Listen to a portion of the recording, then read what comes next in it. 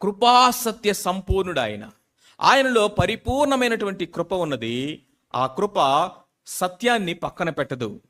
ఆయనలో పరిపూర్ణమైన సత్యం ఉన్నది. ఆ సత్యము కృపను నల్లిఫై చేయదు, అంటే నెగ్లెక్ట్ చేయదు. గ్రేస్ అంటది ఆ వ్యక్తిని క్షమించమంటుంది.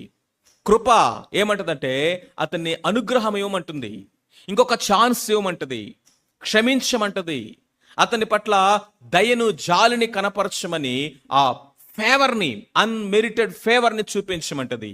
కానీ సత్యం ఏమంటది తెలుసా? ఏమంటది? స్ట్రైట్ ఫార్వర్డ్గా అతన్ని తీర్పు తీర్చాలి, లేకపోతే ఆ సత్యమును అనుసరించి ప్రవర్తించమంటది. మరి ఇవి రెండు ఒకేసారి ఎలా జరుగుతుందంటే సిలువలో జరిగింది.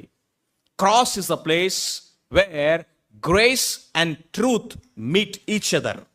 కృపా సత్యములు ఒకదానినొకటి ముద్దాడినట. ఎక్కడ? సిలువలోనే.